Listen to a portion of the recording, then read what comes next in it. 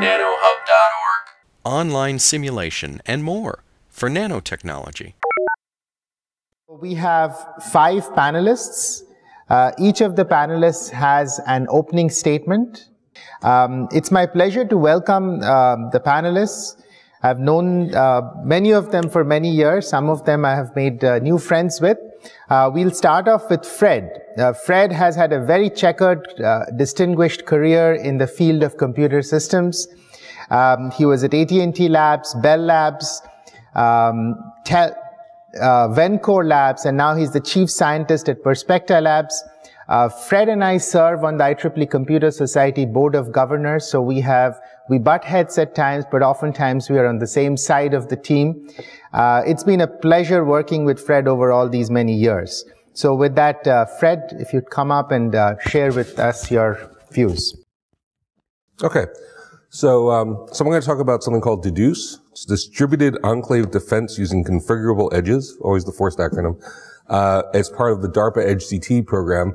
I don't have it in an actual slide, but if you Google DARPA and EdgeCT, you'll find that the very first snippet, you don't even have to go into the page to see the part where it talks about its program for resilience for IP networks by doing things only at the edges of the network to be able to overcome outages within the network.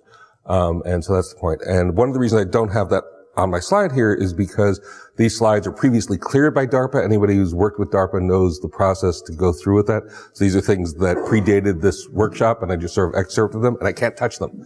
So, it is what it is. So this is work done at Prospecta. As Saurabh mentioned, Prospecta was Vencore not too long ago, and people who don't know either one of those might be familiar with Telcordia or Belcore before that. It's all been one company changing hands over time. And I've been there for a little over a year now. And this is work with a few other partners. Some of them sort of kind of come and gone because this program's been going on for a few years now. Apogee and Texas A&M are continue to work with us very closely. So what is deduce? So there are 3 parts to deduce. We're trying to provide resilience by doing network analytics to figure out what's going on in the network. Holistic decision systems, HDS, is trying to decide how to improve performance based on what's happening in the network. And dynamically configurable protocol stacks are the part that actually changes things on the fly to try to improve things. So the idea is to get good performance and end user satisfaction. One of the things that I should mention, this started off in sort of more of a military context when DARPA sponsored the project, and it's shifted more toward a commercial thing. We're trying to commercialize and do tech transfer with it now. And so we're looking more at network operators, ISPs and such, and trying to integrate this in with the ISPs. So if we look here, if my mouse will move, there we go. So, so we might have different types of attacks. So some of these are cyber attacks, like a denial of service.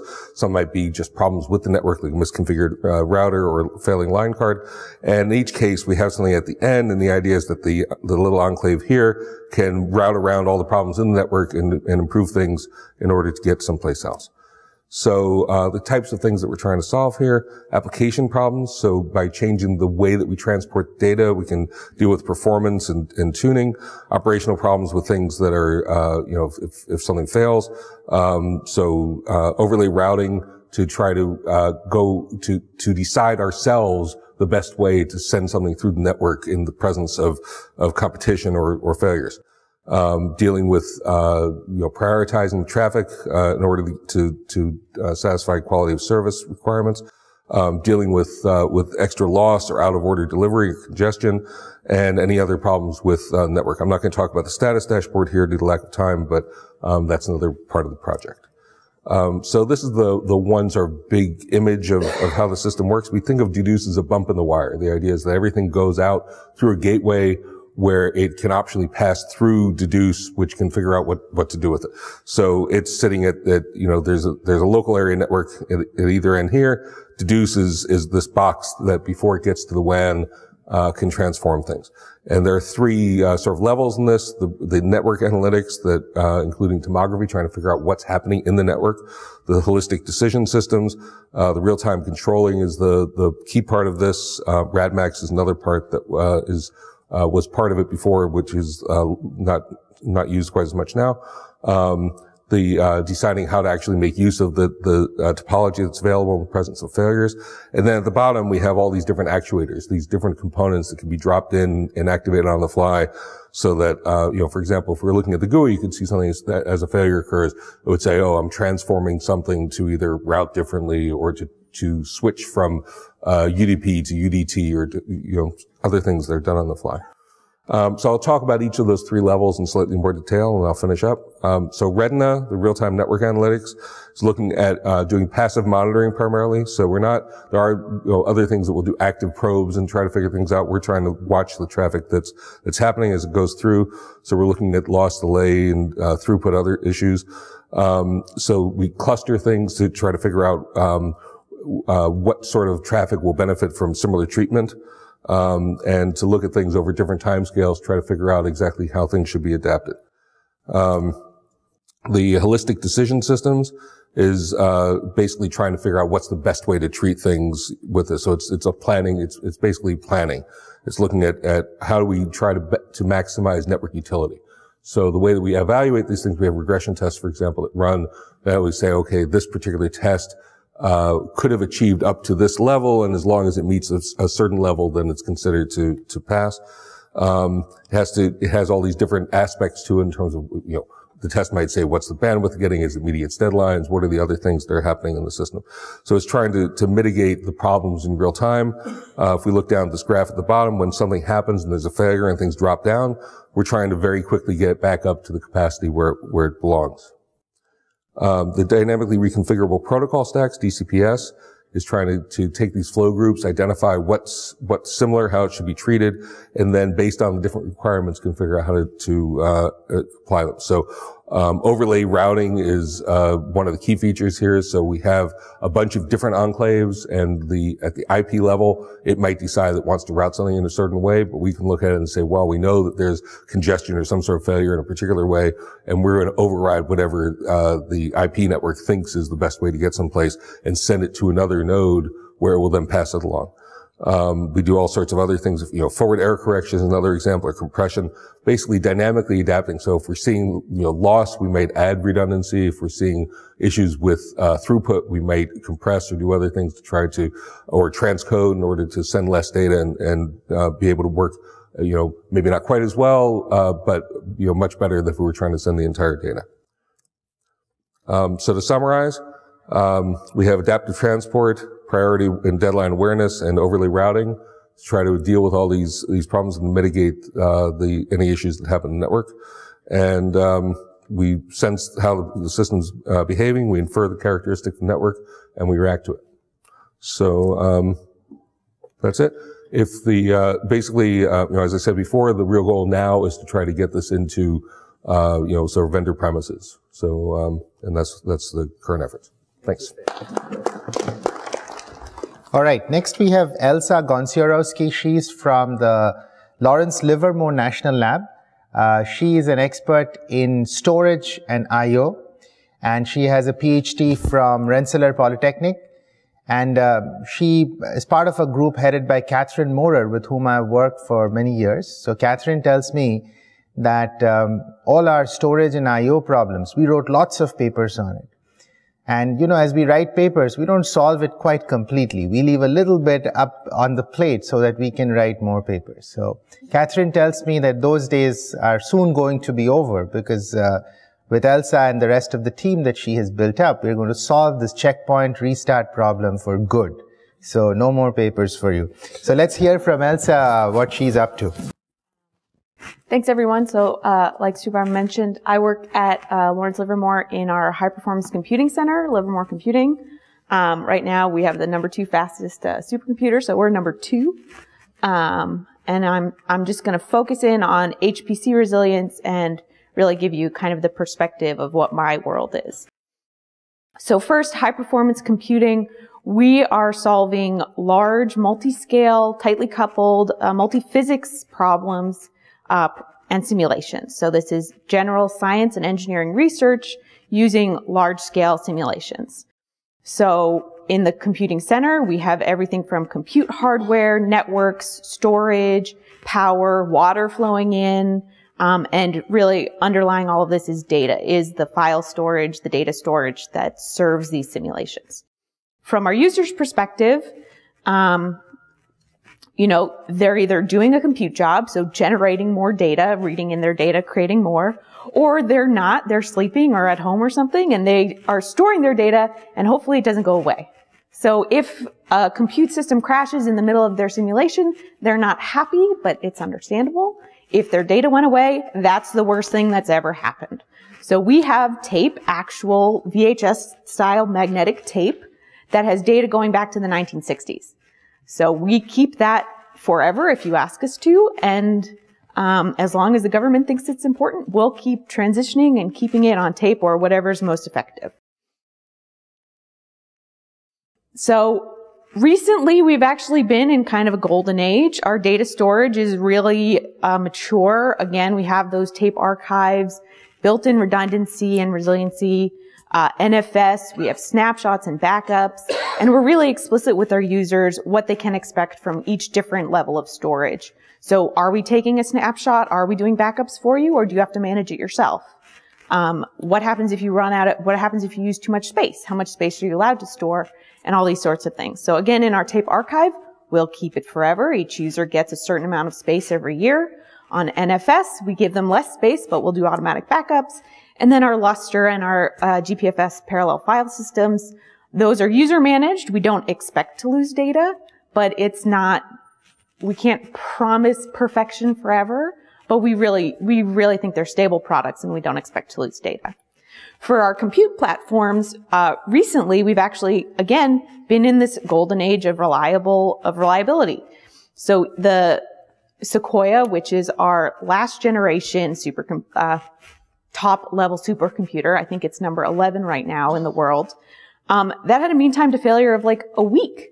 So if you're running a couple days job, you don't really need that much resilience. You don't think your job's going to fail. Even if you're using the whole machine, you can expect your job to complete. Again, that was Sequoia, a Blue Gene Q, one of my favorite machines. It was a really great machine, really great workhorse. We actually never even built our restart library on that machine because you didn't need it. It just didn't fail. But that's going away. So we've been in this really good golden age. So as we move to exascale, we're just pushing to get there. So we're going to get there at any means possible. So denser, more power hungry, more heterogeneous machines. Sierra and Summit at Oak Ridge, the number 1 and 2 machines right now, they've got GPUs in them. So those have their own issues. They've got GPUs, CPUs, memory, HBM, all sorts of things right in the node, each with different levels of failure, way less than a week. So again, these are denser, more power-hungry machines, which means that we need the resilient power grid and infrastructure and everything else that everyone's been talking about all week. So right now our machine room floor can take 85 megawatts of power. So we need to work with the infrastructure to make sure that we're not blowing out the power grids or the whatever is going on. They definitely call us up when we turn a machine on or off because they notice. That said, so I'll leave that to the experts, the infrastructure level, but for the applications running on the supercomputers, we're not buying hardware for that low mean time to failure. We're buying cheaper hardware so we can get more of it, scale it up, and get to exascale. So since you can't expect such a low mean time to failure, what happens if a node fails every 3 hours and a typical simulation lasts 3 days? So you need to build in the resilience to your application, both understanding where in the application you need to do checkpointing, which variables are the most important, and then you also have to have support for system-level software to do some checkpointing and provide convenience for the applications. On top of that, we can actually build data storage directly into these compute platforms through burst buffers or closer levels in the storage hierarchy so that you can take advantage of writing your checkpoint very quickly and then going back to compute. Because again, it's all about compute and time to science. We're charging our users by the CPU cycle. So if they're wasting time doing checkpointing or restarting, they're not very happy. So we can kind of design our platforms to allow for quick checkpoint restart and getting back to science. So here's some recent work. These slides will eventually be published. So the first one, discover, is identifying within an application which variables are the most critical to checkpoint, which ones are most affected by faults within your system. The next is understanding, based on the storage hierarchy and the complex platforms that you're running on, how often should you checkpoint? If a node fails every 3 hours, do you need to checkpoint every 3 hours or more frequently or less? What if it takes an hour to write your data out? Maybe you shouldn't checkpoint, you should just recompute. This third bullet is on the scalable checkpoint restart, or SCR. That's the project that I work on. So this is a system level library that enables applications to use different layers in the storage hierarchy transparently. So instead of writing every checkpoint down to the lowest level, down to the parallel file system, we can utilize burst buffers or extra RAM disk memory that you might have to leverage, to write quicker checkpoints and get back to science. And finally, if you haven't heard the term burst buffer, that's the hot new thing. That's the way we've solved kind of, this lower mean time to failure, is we just put some faster storage in the compute. So Sierra has a node local SSD disk, NVMe over Fabrics technology, on every compute node, which is really cool. It allows you to push and pull data from the storage servers while the rest of the compute node is just doing compute. So really fun and exciting technology. So, thank you. Thank you. So next we'll hear from Ramon Jana. He's an assistant professor at Columbia University in computer science. He has developed these software fuzzing tools, which are very, very dangerous, in the sense that if your software has any problem, his fuzzing tool is going to find it. So he has the claim to fame of really having the best, the leading edge software fuzzer which is out there today. And in 2017, his work got the Best Paper Award at SOSP, which is the premier conference in computer systems. And I have had occasion to see this work, the presentation.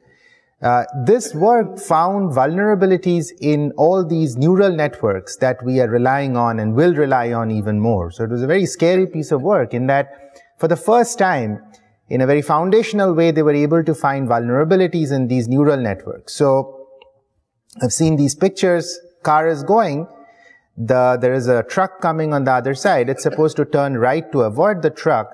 And they found that the leading edge neural networks today are vulnerable, whereby it'll make you turn left right on the path of the truck. And so their work, it's not just ad hoc, but in a very foundational way, they found all these problems. So before I take more of his time, let's hear what he's been up to on this. Thanks, Saurabh, for the introduction. This is joint work with several of my colleagues at Columbia, so just want to clear that up. I'm going to talk about automated bug detection, the cyber resilience aspect of it through automated bug detection, because that's what I have been working on for the last 5 or 6 years. So let's be a bit more specific, in terms of software security, and I come at it from a software security angle. So what makes software insecure? Well, primarily bugs. Of course, there are misconfigurations and other issues as well, but bugs is a major source. And, bugs are almost always in the news, security bugs, especially if you follow, websites like Slashdot or Hacker News or, basically the geek sources of news. So they're always around and they sound very scary. So you must have wondered at some point of time, if you follow these kind of things, why software bugs exist. Well, partly because ensuring correct behavior for all inputs and conditions are hard, right? And I guess one thing that cybersecurity is slightly different in this aspect from resilience against random noise or like natural incidents is that an attacker can potentially find a very rare input or a condition that naturally is highly unlikely to occur, and an attacker can make it happen with very high frequency, right? And that's bad because now in order to be secure, you have to ensure that there is no such cases, which turns out to be very hard. And also, functionality of a software gets changed very fast. And, for example, in Android applications or basically this new generation of software platforms, things move pretty fast, right? So, breaking things is fairly common. So here's an example of a classic security vulnerability for those of you who may not be familiar with how security bugs work. So this is called buffer overflow, this class of vulnerabilities, essentially in unmanaged language like C or C++. Before you copy any data, you have to ensure that there is enough space, right, allocated for that data. And you are supposed to tell the language runtime, to allocate the buffer, right? So you have to tell the size explicitly. And programmers often make mistakes, right? So here's a classic example of buffer overflow in case you have not seen it. So basically, you use strcpy without a bound check. So strcpy will try to copy until it finds a null character. And if there is not enough space, in this case in C, right, because there are only 12 bytes, if it goes over that, it's going to overflow the buffer. Now at this point, if you're not that familiar with cybersecurity, you might be thinking, what bad thing can happen? I mean, sure, it's going to go over the buffer, it's going to crash the program. That's bad, sure. But let me tell you that it's much, much worse than that, right? So essentially, an attacker can potentially use this. I mean, when I say potentially, I simply mean that there are cases where that may not happen, but the common case is the attacker can take over your machine. And when I say take over, that means, they can execute any program. So it's as if they have, remote access to your machine, right? So this is how it's going to happen. Essentially, the attacker will send a malicious packet that will cause the buffer overflow and then can execute their own code. Okay, so I'm not going to get into the details, but the effect is going to look like this. So this is a user-facing program, let's say a FTP server, right, which has the buffer overflow. An FTP server, as you know, is designed to take requests from outside world, right? So imagine I'm an attacker. I have no access to the machine, no user account or anything. I just send a specially crafted packet to the FTP server, and boom, I have access to the machine. Like now, as if I have a shell, right? So this is what is scary about it, because it gives the attacker complete control, like this class of bugs, right? So that's just an example. There are different flavors of security vulnerabilities.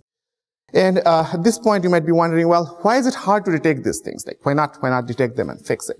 Well, part of it is that programs have branches, and that means that a bug can be hiding in different branches that are hard to reach, right? So that's kind of the main problem. And when you give regular input, it might be bypassing the bug. It might not be even executing those branches, right? So that's kind of the main challenge. You have to find inputs that satisfy the right constraints, right, to trigger this bug. So that's the main challenge in this business. And of course, this is not new. People have been working on this for the last 60 years or so. There are different techniques with different trade-offs. There's no perfect solution, as with, many engineering problems. So it depends on what kind of property you want, from your bug finder, right? So, if you want kind of lower coverage simply means how much of the code get exercised, right? You can have lower false positives, right? So fuzzing is one end of the extreme, where you just run the program dynamically and you give different inputs and see its behavior. And then all the way on the other end, where you have very high coverage, very high confidence, but high false positives and, very hard, a lot of manual work, to set it up, is program verification, right? And in the middle, you have static analysis, dynamic symbolic execution. I'm not going into the details, just trying to, lay out the landscape a little. And most of my work has, focused on, fuzzing, more specifically. So there have been again, it's just not my group. There have been a lot of other groups working at fuzzing, and there have been major recent success and adoption. So if you look at almost all major software industry vendors these days, they all have their own fuzzers, they have their fuzzing setup, right? So here's kind of a basic idea of how fuzzers work at a very high level. Essentially, you start with a bunch of seed inputs. So imagine if you're fuzzing a PDF reader, you will start with a bunch of PDFs, sample PDFs, right? And then you do random mutation, to create a new PDF inputs, right, in the case of PDF reader. And then you execute it by running what is called instrumented program. Essentially, the program has been modified to keep track of if something is going wrong, right, if a buffer overflow is happening or some other kind of violations are happening.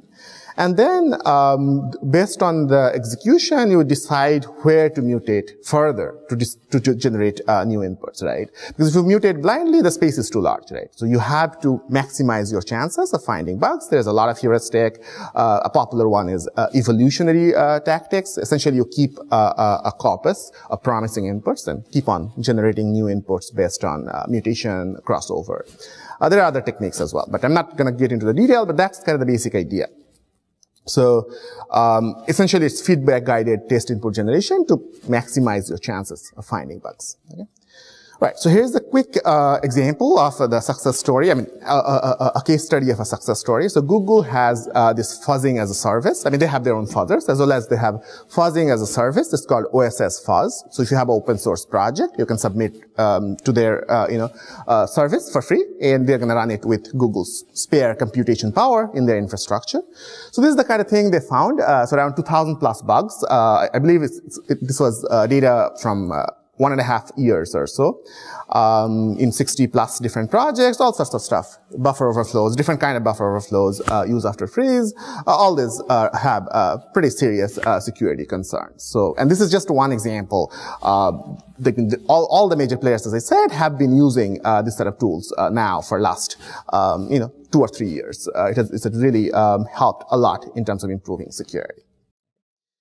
And in terms of my work, and as I said, I have been working at it for last 5 or 6 years, and we have published in primarily in security conference, but also in systems conferences, as Saurabh said, some software engineering conferences as well, and kind of worked at all aspects of fuzzing. As you can imagine, like seed selection, input generation algorithm, and the feedback loop. These are like the 3 main components in fuzzer.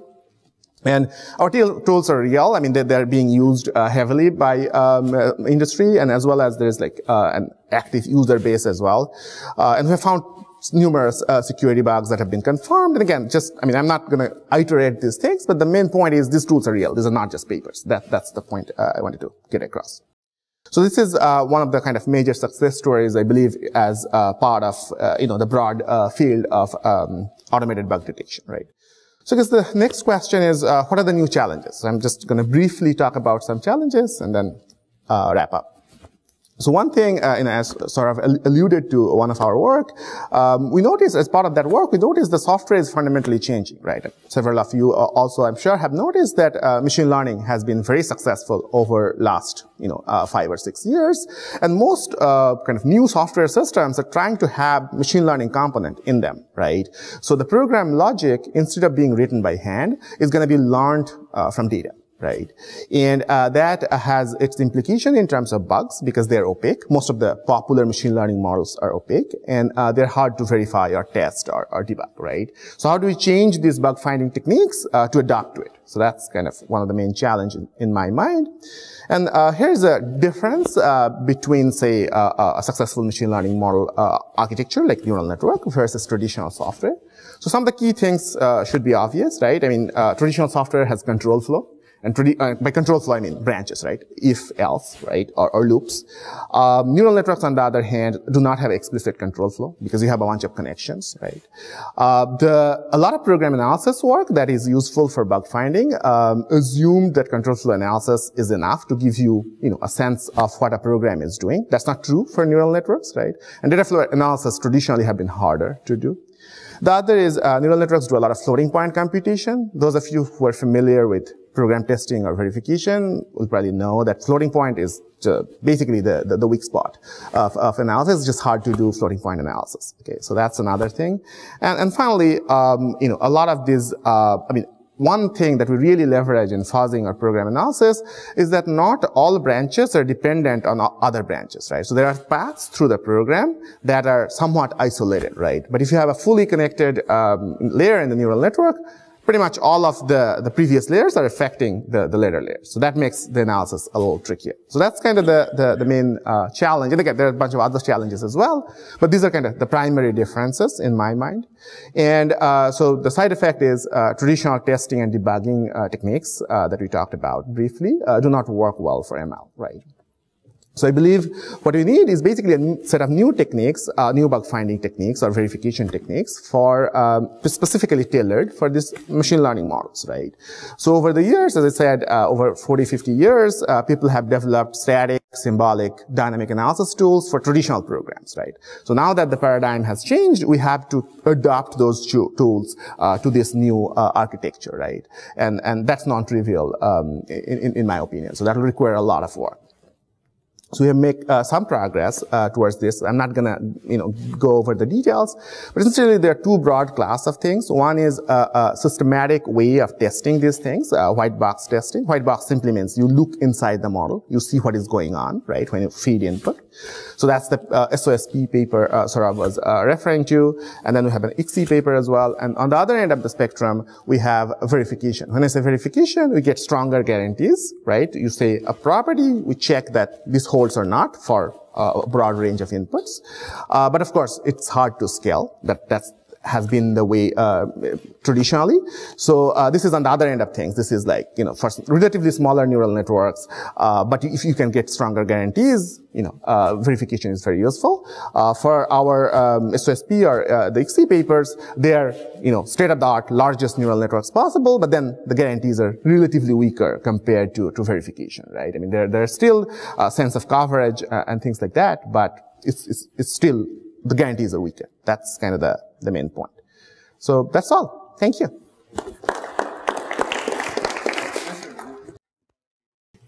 So next we'll hear from Hank Hoffman. He comes from University of Chicago Computer Science. He's an associate professor there. He got his PhD from MIT working with Anant Agarwal and Srini Devdas. And he has made life very difficult for others in the field who work in misconfiguration. So that's the complement to what Suman talked about. How do you figure out misconfigurations in software? Others like me who have been working on that problem, he's come in and with his last ASPLOS paper really made a giant leap in that. He also got early tenure at University of Chicago, which is very, very, very rare. So let's hear from him. Okay. All right. Thanks. So, I'm going to talk today about configuration parameters and how they contribute to anti-resilience. And so just for the non-computing people, you have to deal with configuration parameters all the time. Like you're all sitting in front of laptops, you have phones. There's a parameter which you set. Do I want low power mode or high performance mode? And that is an example of a configuration parameter which I think leads to fragile systems.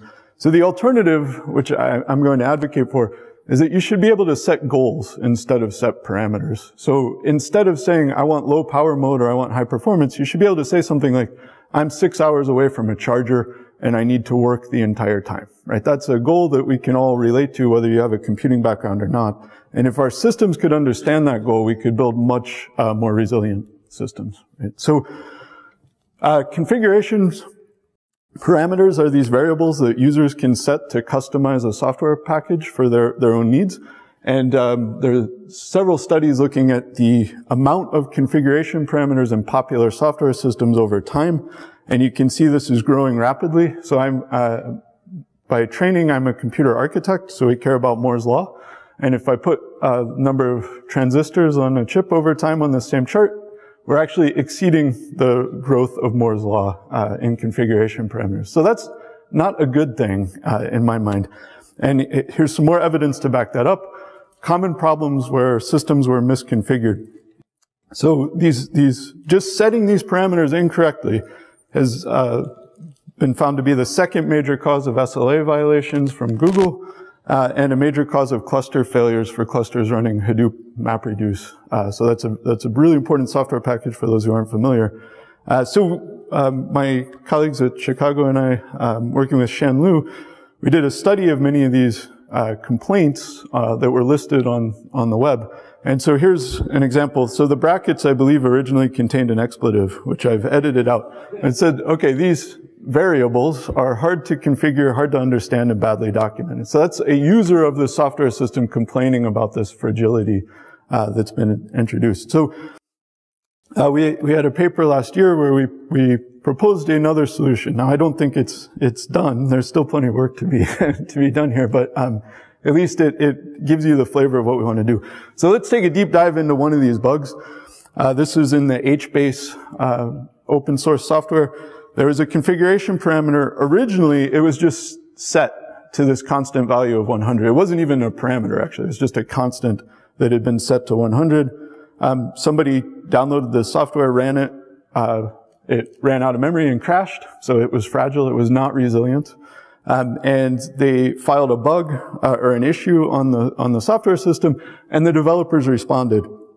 Well, we're going to change the queue size from 100 to 10 by default, but we'll also make it configurable and document this because it could cause an error. Not a great solution, right?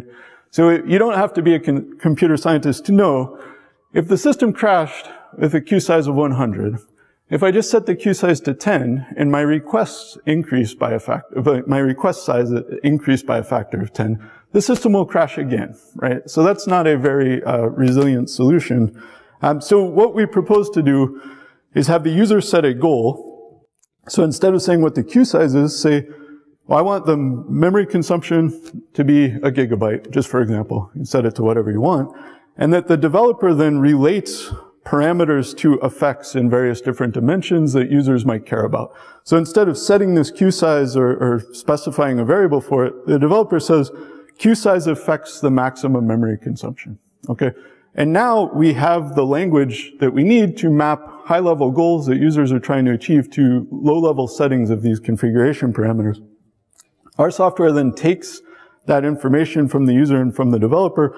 It synthesizes a control system which can drive the system to meet the goal optimally. So we did a study of a bunch of bugs. Again, all listed. These are all bugs other people reported. Maybe you reported some of these, I don't know. But they were all bugs people reported. And we took the original version of the software where the bug was reported, and then we took a patched version where the developers responded and said, here's a fix. And we were able to recreate the original bug by dynamically varying the workload. And then we took the patched version and ran that dynamically varying workload. And you can see for 4 out of the 6 bugs that we found in this study, it still failed even after the developer patch, right? So not a good thing. But our solution where we synthesize this controller kept the system up in all of these case studies. Now, if you're really paying close attention, you think, well, maybe you just set the queue sizes to the smallest value, right? That would be one way to keep the system alive.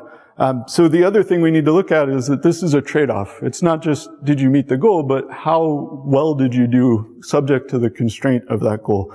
And so the answer is, well, we actually did better than the best you could possibly do if you just statically set that parameter to one value, right? So we provided about 36% performance improvement on average over the best possible static setting for these configuration parameters.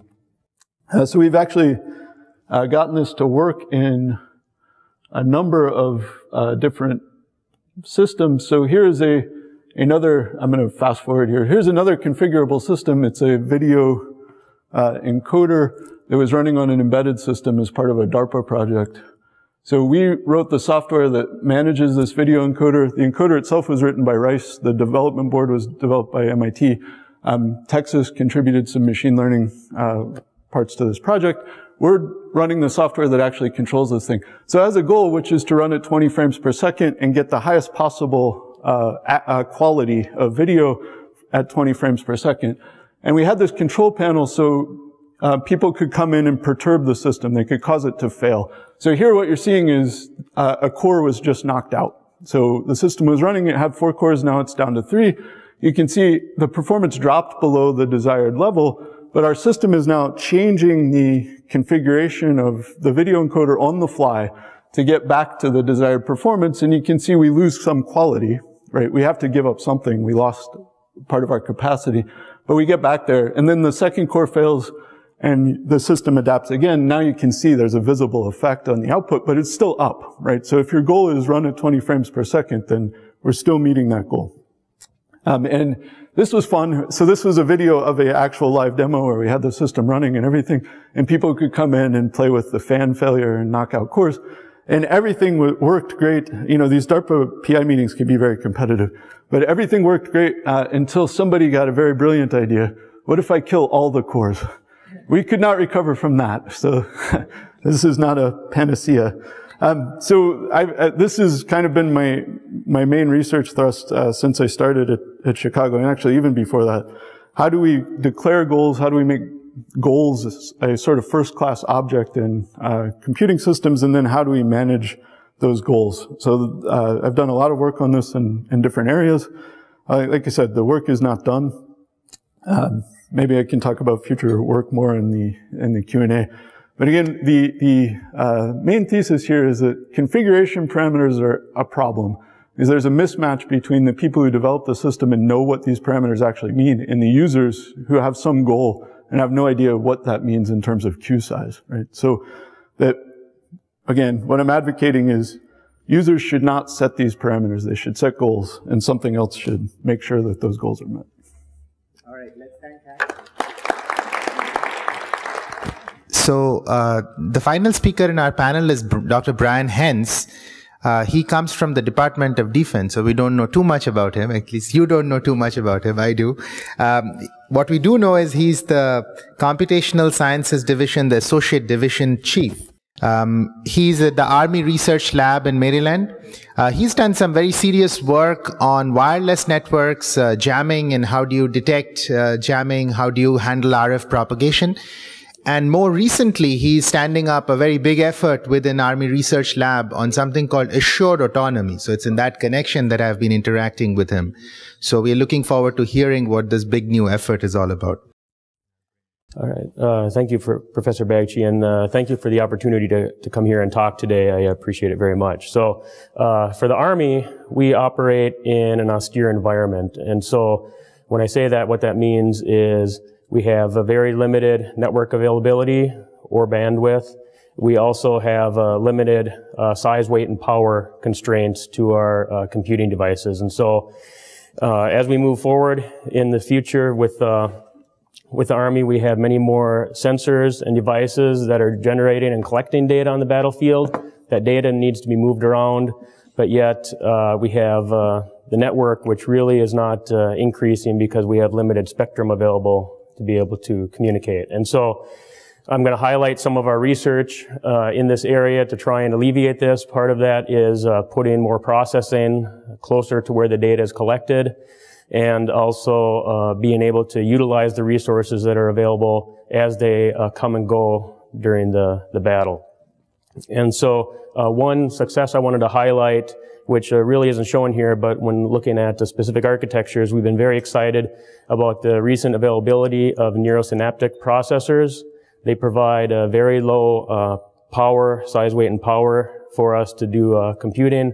They're mainly focused on machine learning, and so what we've done is some research to be able to utilize those architectures for non-machine learning processes. And so we've been able to do integer factorization with a neuromorphic sieve, and what that's maybe not a tactical application, but it is a non-neural network. And so it shows that we could use these processors without a coprocessor and put it on a sensor to be able to do realistic workloads. And that was using IBM's True North. We're also starting to look at Intel's Lohi, so those are very exciting for us. Some of the challenges for us in working on the battlefield is one is we have a number of legacy applications. So how do we move those to new architectures? We have a lot of the new architectures are heterogeneous. So here we have a network on chip of RISC-V processor cores that we use for primarily neural networks, machine learning type applications, but also for more generic processing. And so in that case, what we've done is looked at dynamic binary translation to be able to support these older applications that we have maybe only the executable, but we don't have the software available anymore. And then at the next layer up, when you're in this tactical environment, you have the network that comes up and down, and so you have sensors that are collecting data and trying to push those to a higher level, and you have UAVs flying overhead that come and go in your network, and also vehicles that may drive through and may leave for various reasons. And so we've started some work in in looking at how to utilize these resources. So if you have push your processing down to the sensor, you have less data available to make decisions. And so what is the confidence that you have in those decisions that are made in those devices? And if they're sending just the information back, you can't validate that. And so if we push the processing to the edge, that provides us a lower confidence sometimes in the values. One way we're looking at this is to use blockchain. Blockchain provides a secure, tamper-resistant, and info-sharing mechanism for us. And we're also using blockchain that includes virtual machines to allow us to do a decentralized computational programs, decentralized computer. And so as sensors come into the battlefield, and you can put out contracts for, are you able to, I need somebody to tell me if a red truck drives through this area.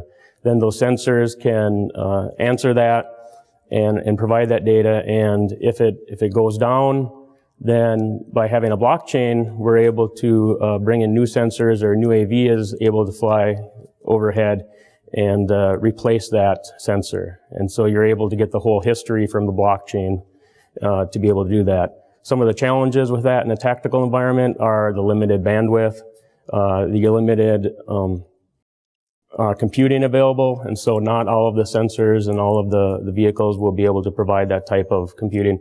And also, we're in a deceptive environment, and so as the last speaker mentioned, we have sensors that are collecting data that we don't know if they're trying to be deceived by the enemy. And so how do you have confidence in the results that are coming back from that while the sensor is collecting that data? And that's at the highest level. So the top picture up there shows a kind of the future operating environment, an urban environment with a number of sensors and a mobile ad hoc network that's connecting these together. The assured autonomy that Professor Bagchi mentioned is the Army has recently gone through a stand-up of a new major command, first time in about 40 years, called Army Future Command. And they're headquartered out of Austin, Texas, which is kind of a non-traditional Army location, but it's more of a high-tech hub. And so they want to be able to accelerate technologies and bring them to the battlefield more quickly. And one of those that's very interesting that affects all of the different areas for the Army is artificial intelligence and machine learning. And so we have a number of research efforts out there, and also with Carnegie Mellon and the AI task force from the Army, which is right now looking at new solutions for bringing AI and operationalizing AI for the Army. ARL has stood up a number of extended sites so that we have locations where we're able to collaborate more closely with folks out at the West Coast. We have ARL West at USC. Up in Boston area, we have ARL Northeast. We have ARL South, which is at University of Texas, Austin, which is co-located with the Army Futures Command, which was, we were there actually before they were, so it was very fortunate for us. And then we also have ARL Central at University of Illinois, Chicago. And so what that allows us to do is have a physical location. We have ARL employees there. Academics are able to collaborate with us at that location instead of having to come out to the East Coast. We're able to support students and have research efforts that are located at each of those sites. And so if anybody's interested, I can provide the contact information for our lead out there. His name is Mark Chop. He's been going around to many of the sites and talking to different universities. So that includes everyone from Michigan down to here and east over to University of Pittsburgh is kind of how they've defined ARL Central. So it's a very large area. Our ARL itself has stood up a A2I2, so it's the Army Artificial Intelligence Institute. We've pulled together some of our high-performance computing resources along with a lot of Army data that's available. And then through these extended sites, we're starting to start collaborations on AI, machine learning type programs. And so we're able to collaborate with folks that don't have access to sensitive data, we're able to generate data sets that we're able to share. Environments like this computing environment up top provides a synthetic environment for autonomous vehicles where we're able to generate synthetic data and evaluate algorithms, and also to work with industry. And so through CRADAs, which are collaborative research agreements, we work with industry mostly on those. They protect IP. They allow us to transfer technology without funding back and forth between the Army and our collaborators. ARL also has a AI broad agency announcement, so a BAA out, which is looking for data sciences, computational sciences, and also AI-focused proposals. And so you can submit to that, and they come to the various PIs. Other opportunities, so we've recently changed the way that we hire postdocs. So postdocs are now temporary employees, which provides a benefit in that they have insurance and all the benefits of a real employee. The drawback is it's a little bit more difficult now for us to hire foreign nationals, but we can still do that. We have other programs, but the postdoc program has changed a little bit, and so we're always looking for opportunities for new academics. There are also programs like LUCI, which is the Laboratory University Collaborative Initiative. So this is where laboratories in the DoD, Naval, Army, and Air Force are able to collaborate with Vannevar Bush Fellows and get some funding over 3 years to look at basic and applied research programs. And then ARL itself has a number of what we call CRAs, CTAs, and ITAs. So CRA is a collaborative research agreement. It's led by a university. We have one in cyber. We have one in IOBT, which recently started, which is Internet of Battlefield Things, looking at autonomous systems, sensors, and kind of this picture that I showed in the middle where you have a number of small computing devices distributed on the battlefield, and how do you utilize those and move data around. We have Network Science CTA, which focused on future networks, development of future waveforms, and then one called the DIAS, which is Distributed Analytics International Technology Alliance. This is led by IBM, but it looks at distributed machine learning methods and how do we utilize those on the battlefield. And so all of these have refresh time periods, and so we're able to bring in new projects. If somebody's interested in collaborating on those, we have the PIs for those. All right, so I just wanted to put that out. If anybody has questions, I'm happy to answer them. Thank you. Thank you, Brian. So I will get started, and this question is directed at Hank and Suman. So where do you see as the relative pros and cons of the misconfiguration-based detection and the fuzzing? And can fuzzing even be used to figure out if there are misconfigurations in the software? Okay, all right, yeah. So yeah, I mean, I guess these are kind of two. I mean, in my mind, it's kind of an apple to orange comparison in the sense that I think of fuzzers as a set of techniques that can be adopted to detect any kind of bugs, right? Because the core of the technique is how you generate new inputs. Input can be new configuration. You know, that's not the common use case, of course. The common use case is buffers. But I mean, I think fuzzing is more of a technique that can be adapted for different kind of bugs. And of course, configuration bugs are very important because, as I said, like, this is definitely, together with the memory corruption or other type of bugs, a major source of issue. So, so that'll be my answer. I'd like to hear what Hank has to add. I feel like that really puts the pressure on me. So I think. So our particular approach to the configuration management is unique in that we're trying to use a control theory based approach instead of a lot of the related work in this area is based on machine learning. And one thing that's nice about the control systems is then we get certain formal guarantees about the behavior. And the most important part of that to me is we know when we should expect the system to fail. So for example, in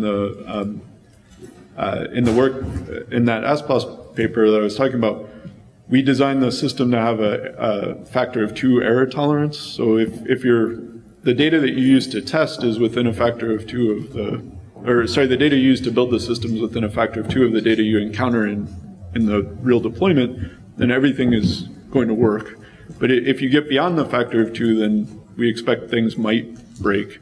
I think one thing we might be able to work on is how far can you actually push that before it breaks. I think there's some wiggle room that we don't quite understand. And so maybe there's a way to combine that kind of formalism with something like fuzzing to get a better sense of exactly when the system could fail. Right. So just wanted to add one thing real quick. So yeah, so fuzzing works really well in scenarios where you don't have theoretical models, right? The models are not that appropriate, or the inputs are so discrete that the jumps are very discrete, right? So the control theory stuff is better for continuous modeling. So that's one thing that I think depends on the domain, right?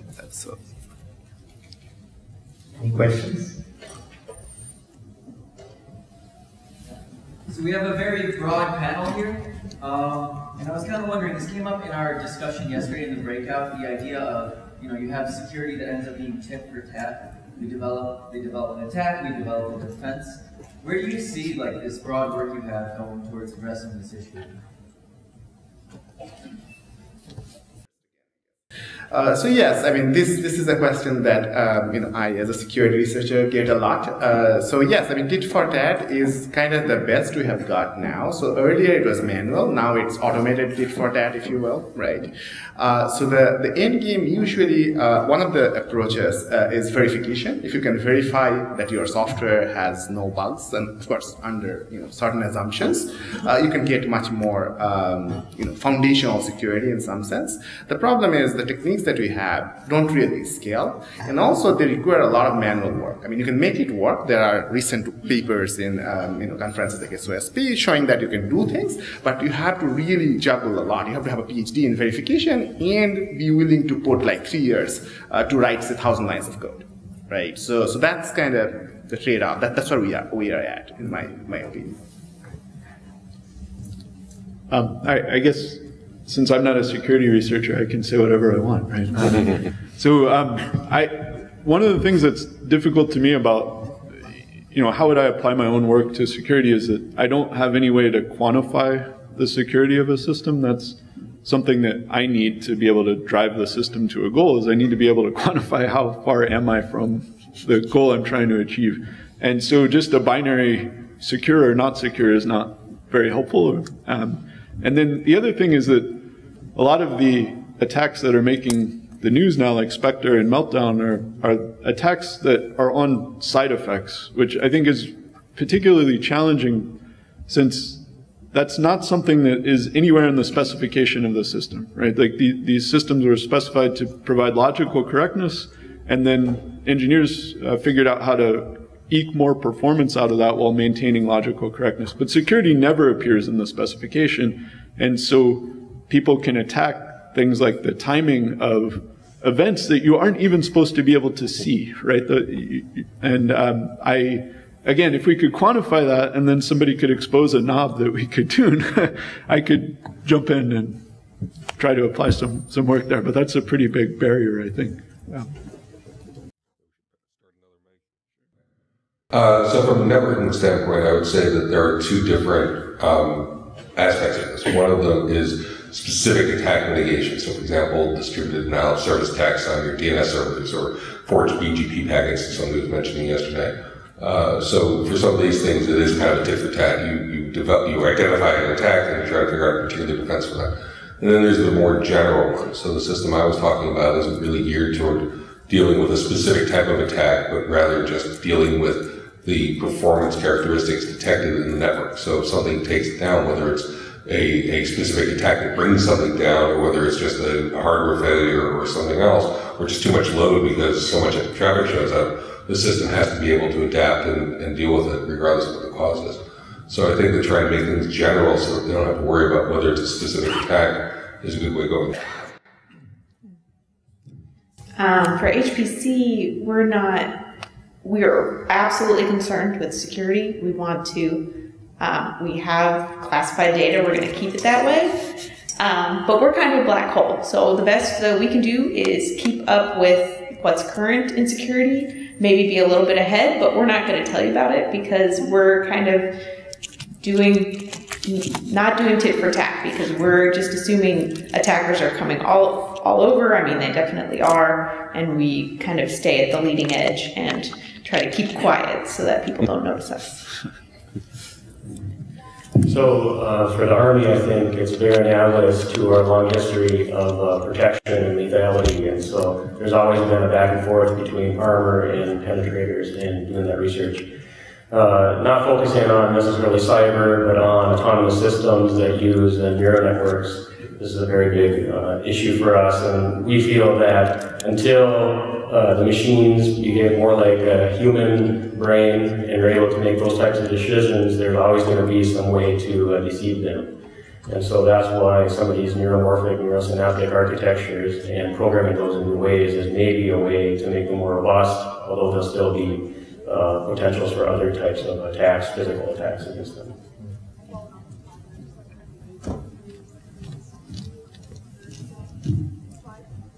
Probably the single biggest vulnerability in any cyber system is the human that's sitting at the computer. How, if possible, do your techniques address that issue? Because that to me would be where the resilience actually could fall apart. Yeah, that's a very good question. I guess for the class of techniques that I was talking about, I don't think they're applicable specifically to human errors. There are a lot of work in the security community trying to kind of improve human work, cut down human errors. Most of them kind of they have the flavor of advocacy, essentially kind of training more users or kind of helping them understand the implications of their choices. And also there have been work on making UIs or interfaces simpler. So I guess that kind of intersects with some of the configuration stuff we are talking about. If you have 10,000 configuration variables, well, it's pretty reasonable to say no user can make, good choices. Yeah, that's what I was going to say. I think we can make humans' lives easier by, again, allowing humans to talk about what they know, right? What is the system supposed to achieve instead of what's the queue size supposed to be? So I think that would go a long way. The other thing that I don't know how to solve, I think it may be a problem for some of the social scientists in the room, is that we could automate a lot of things that humans make mistakes about. But we, as a society, we know how to blame humans when something goes wrong. And I don't think we're comfortable with blaming machines when something goes wrong, right? Like, we can't take a machine to court. We can't make it feel guilty, at least as far as I know, when it makes a mistake. And so that's, I think, a huge barrier, actually, is even if you trust the machine to do the right thing, it's going to fail sometimes, and who takes the blame when that failure happens?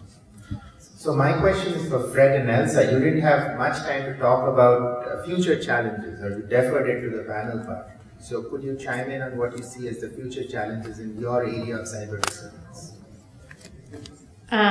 So future challenges is definitely, so as we reach exascale and computers become more heterogeneous, the applications have to change their computation models completely.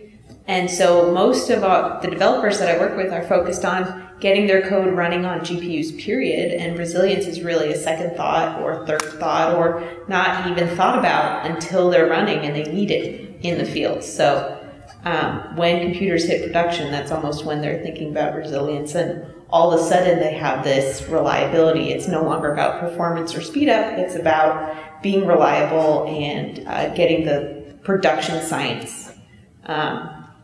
So that's the real challenge, is how can we prepare system software and tools to do resiliency that's really easy for the application teams to pick up and integrate, so we can think about it for years ahead of time and make sure it works. And then all of a sudden, when it's kind of down to the wire and they really need it, really easy for them to integrate it and put it into their applications. So for network resilience, think about where deduce is going. I think that there's always more to be done with this. So for example, there are other projects that have looked at how do you best use multiple paths. If you want to send things, and you have different connections from one place that can get to another. So MTCP that will sort of in parallel send things someplace else. But actually getting that to work in sort of general sense and dealing with all the other errors and other things that happen in the network requires, I think, a lot more engineering effort there. So a lot of these problems are really engineering; they're not so much research. But I think that the other thing is just understanding the network better. And, so better ways of doing tomography and stuff to try to figure out how to react. And then finally just adapting to the new types of applications that come up. So we have things that can treat specific types of flows, but as people come up with new ways to use the network, then that has to be integrated into this sort of environment.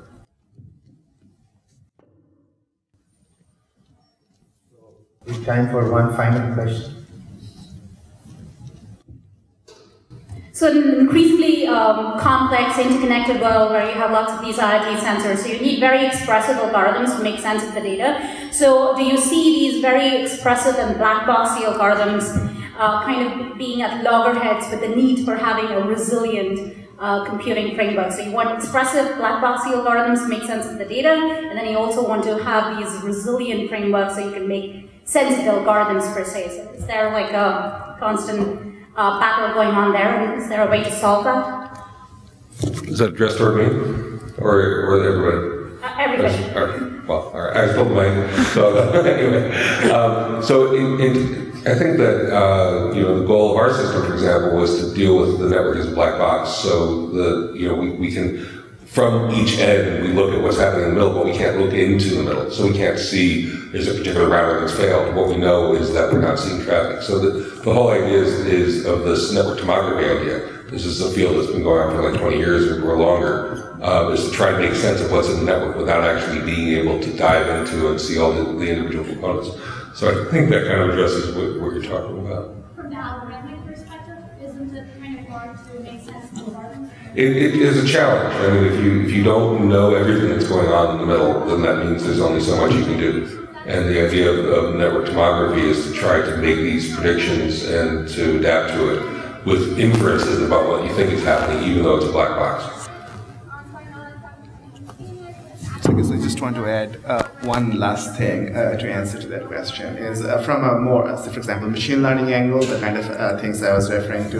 I mean, there's definitely an inherent struggle, but I think it's partly because the most successful machine learning algorithms that we have today happen to be black box. I don't think that's a necessity, but that's the way it is right now. So I think there's probably a lot of work to be done to make them at least a bit more white box, a bit more understandable. Yeah, and I'd say that for us, trust in AI is very important, and so to get at that, one area of research is an example is the DARPA XAI, explainable AI. So not only provide that black box output, but also try to provide some explanation along with it of where that solution came from. All right, with that, let's thank the panelists.